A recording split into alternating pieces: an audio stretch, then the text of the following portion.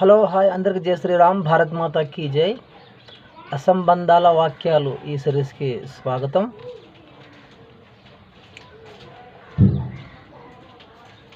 యేసు రక్తంతో ప్రతి మానవుని పాపాలు కడిగి వేశాడు అని ఈ దొంగ పాస్టర్లు చెప్తుంటారు.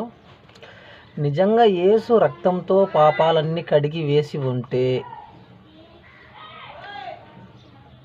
క్రైస్తవుల స్త్రీలు గర్భవతులై ఎవరైతే ఉంటారో వారందరూ నొప్పులు లేకుండా కాన్పులు కావాలి.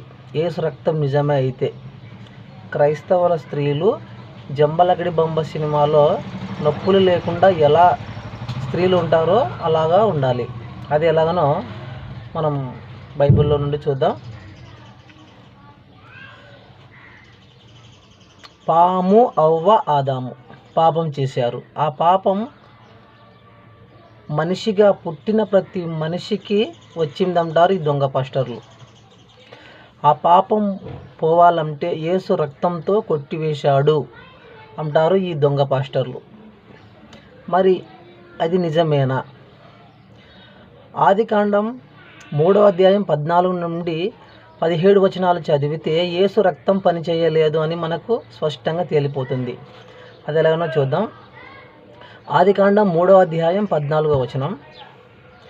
అందుకు దేవుడైన యెహోవా సర్పముతో, నీవు దీనిని చేసినందున పశువులన్నిటిలోనూ భూజంతువులన్నిటిలోనూ నీవు శపింపబడిన దానివై నీవు కడుపుతో ప్రాకుచు నీవు బ్రతుకు దినములన్నీయు మన్ను తిందువు. మరియు నీకును స్త్రీకిని నీ సంతానమునకును ఆమె సంతానమునకును వైరము కలగజేసేదను. అది నిన్ను తల మీద కొట్టును, నీవు దాని మెడమ మీద కొట్టుదు అని చెప్పాను. ఇప్పుడు పాపము అంటే పాము అవ్వతో పండు తినిపించి పాపం చేయించిందంట. అందుకోసనికనే పాముకి శాపం పెట్టినాడు. ఏమని? నువ్వు బ్రతుకు దినములన్నీ మన్ను తిని బతుకుతావు అని. తర్వాత చూద్దాం.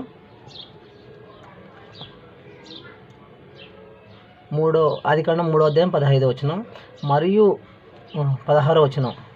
ఆయన స్త్రీతో, నీవు ప్రసవ ప్రయాసమును నీ గర్భవేదమును నేను మిక్కిలి హెచ్చించేదను. వేదనతో పిల్లలను కందువు.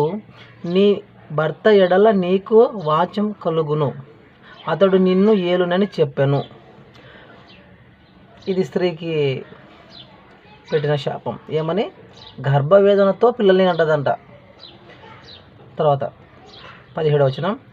ఆయన ఆదాముతో, నీ భార్య మాట విని తినవద్దని నేను నీకు ఆజ్ఞాపించిన వృక్షఫలములు తింటివి గనుక నీ నిమిత్తము నేల శపింపబడి ఉన్నది.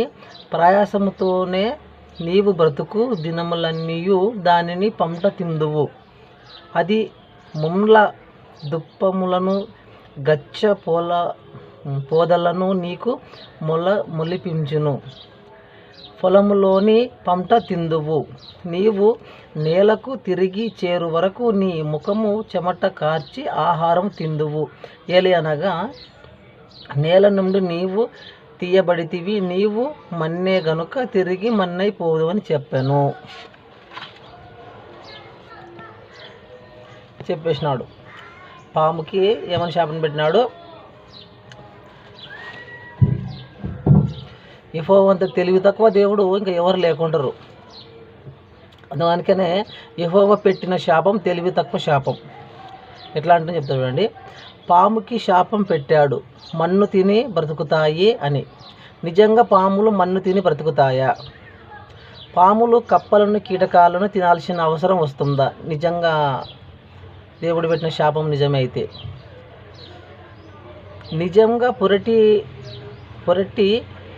నిజంగా పుట్టిన ప్రతి స్త్రీ పురటి నొప్పులతోనే కాన్పులు అవుతున్నారా? కొంతమంది స్త్రీలకు పిల్లలే కావడం లేదు అంటే ఆ స్త్రీలకు యెహోవా పెట్టిన శాపం తలగలేదా? కొంతమంది స్త్రీలకు పిల్లలే కావడంలే, కానీ అవ్వకు పెట్టినందుకు అందరికి పాపం వచ్చినప్పుడు ప్రతి మనిషికి ఇంకా పిల్లలతోటిగా వేదంతో కాన్పు కావాలి కదా. చాలామందికి పిల్లలే కావడంలే, మళ్ళీ ఆ శాపం వాళ్ళకి తలగలేదా యెహోవా శాపం? ఈ రోజుల్లో ఆపరేషన్ల ద్వారా ప్రసవ వేదన లేకుండా స్త్రీలు పిల్లలను కంటున్నారు. అంటే ఈ రోజులోన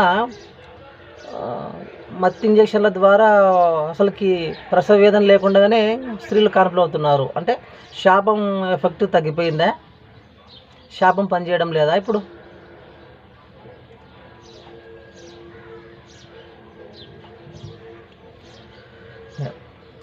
జంతువులు కూడా ప్రసవ వేదనతోనే పిల్లలను కంటున్నాయి. జంతువులు ఏం పాపం చేసినట్లు? అంటే ఒక ఒక బిడ్డకు జన్మనియాలంటే జంతువులైనా మనుషులైనా ఖచ్చితంగా దాని బాధ దాన్ని పడాల్సిందే, అంతే. ఈ నాయనలంతా ఒకే రాసుకున్న తర్వాత ఇలాంటి ఆలోచనలు క్రైస్తవులకు రావు. వారి విశ్వాసం గుడ్డి విశ్వాసం. ప్రతి మగవాడు చెమట కార్చి పనిచేసి బ్రతుకుతున్నాడా? ప్రపంచంలో చాలామంది కోటీశ్వరులు ఉన్నారు. వారికి చెమటూర్చి పని చేయాల్సిన అవసరం లేదు. అంటే యెహోవా పెట్టిన శాపం వాళ్ళ తగిలేదా? కష్టం చేస్తేలకు మాత్రమే యెహోవా పెట్టిన శాపం తగులుతుందా? తెలివి తక్కువ దేవుడు. రోమా 5:12-19 వచనాలు చదివితే ఇక్కడ పౌలు చెప్తున్నాడు, ఆదాము పాపం చేశాడు, అందరికీ పాపం వచ్చిందని. ఆ పాపం పోవాలంటే యేసు ద్వారా నీతిమంతులు అవుతారని, యేసు రక్తం చిందించాలి అనే యేసు పస్క బలి అయ్యాడు, పాపాలు పోగొట్టాడు అని. మరి యేసు పాపాలు కొట్టేశాడా? చూద్దాం. యేసు పాపాలు కొట్టివేసి ఉంటే నిజంగా ముందుగా పాము అవ్వకి ఏమని చెప్పింది? ఎలా చెప్పింది?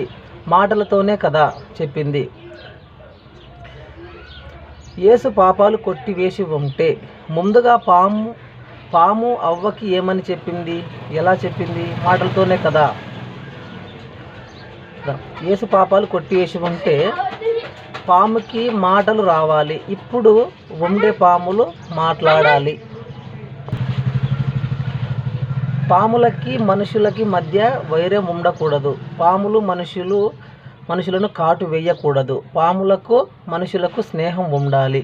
పాములు సాకిన వాళ్ళు మాత్రమే కాదు, ప్రతి మనిషితో పాములు స్నేహంగా ఉండాలి. ఎందుకంటే యేసు పాపాలు కొట్టేశాడు కదా. ఇంకా ఎందుకు? పాపం ఉన్నందుకే దేవుడు శాపం పెట్టినాడు అంటారు. యేసు కొట్టేసినప్పుడు ఇంకా పాములకి మనుషులకి అలా ఉండాలి. తర్వాత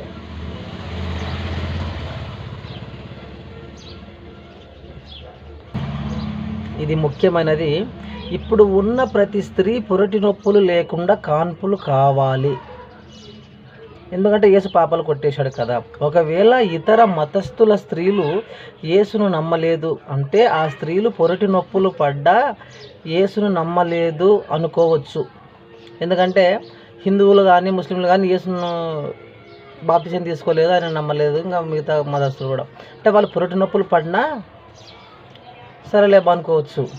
యేసుని నమ్మిన స్త్రీలలో పొరటి నొప్పులు లేకుండా జంబలకడి బొమ్మ సినిమాలో ఆడవాళ్ళు కాన్పులైనట్లుగా క్రైస్తవుల స్త్రీలు కాన్పులు కావాలి.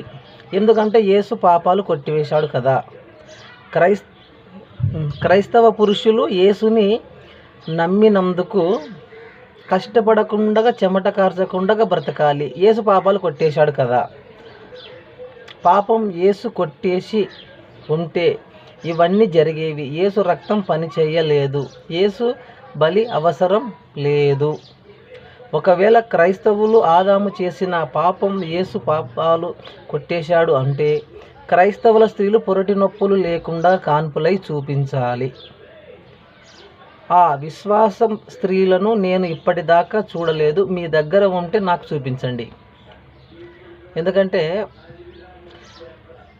యేసు పాపాలు కొట్టేశాడని సుల్ల కూతలు చెప్పుకుంటుండడం కాదు.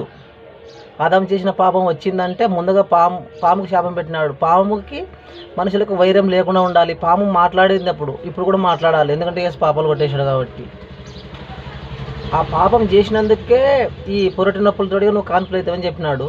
అటువంటిప్పుడు యేసు పాపం కొట్టేసినప్పుడు ఈ క్రైస్తవులకి స్త్రీలు గర్భవతులైన వారు నొప్పులు లేకుండా కాన్పులై చూపించండి. అప్పుడు మేము నమ్ముతాం. జయ శ్రీరామ్, భారత్ మాతాకి జై.